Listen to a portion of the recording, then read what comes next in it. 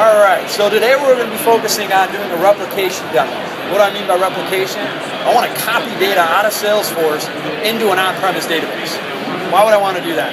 Probably four main use cases kind of drive that process. Number one, data governance. You need a copy of that data on-premise. Number two, disaster recovery. You want to have a copy that you can have a point-in-time backup that you can always reintegrate back in. Number three, a staging environment for other integration processes. But number four, and probably our number one use case, is BI reporting with your SQL-based on-premise BI applications against your Salesforce data. So how do you do that? You get the data from Salesforce, you push it down and put it into an on-premise database. So here I have a schema which is in Oracle, currently blank. So in this case, I'd go out to Informatica Cloud, I'll go out to my services, and then I'll go to our replication service. So I'm going to go ahead and execute this replication service, which is my Dreamforce replication job. Now my goal is to get that data from Salesforce into that on-premise database. So I'm going to go ahead and edit this job. Go back to replication here. So this is a wizard-driven process. 5 steps to take you through replicating data. I give it a name, and now I pick a connection, in this case Salesforce. Now if I look at this connection, you see, this is about the only time you're working with that web services API, dealing with the ugliness of sometimes web services. We shield you from that. So now I pick this connection. Now I can browse objects. I can select all my objects, everything that I have access to in Salesforce, to copy that down.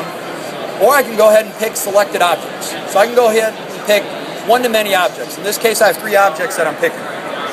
So from here, I'd go to step 2, which is picking my target. This is that Oracle database that I picked. So in this case, I would pick that connection, give it a prefix. So if I have an object living and breathing in Salesforce called account, when I create a table, I'll create a table, say SF_account. Now you only have 2 options that you really have to configure. One, do you want to do a full load? Full load will actually go out to Salesforce, take a snapshot of that data model, create it on that target database with create table statements, and then pipe over the data. Every time I execute this job while it's in full load, it'll wipe out those target tables, take a new snapshot of the data model, recreate it on the target side, and then pipe over that data. That's great, but if you have 100,000 or 100 million rows in your contact object, you probably don't want to do that.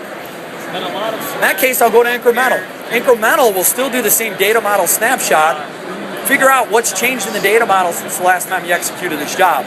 Now my goal here is to really only grab the incremental changes. So to do that, I can't wipe out those target tables. We'll figure out what's changed in the data model, execute alter table statements on that target side, keeps the 2 data models in sync, and then just grab the incremental changes from the last time we ran this job. At that point, these other options, completely optional. I could exclude certain fields.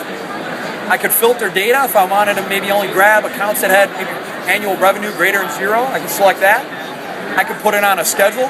But really, in about 30 seconds, you created a job that's really a set and forget, and you created a job that always guarantees you a perfect copy so you can do your SQL-based reporting with your BI standard in your enterprise. So if I go back to my on-premise database, do a quick refresh, you see that I now have those objects created, and I now have data living and breathing in my on-premise database. That's the replication service, really, in 3 clicks.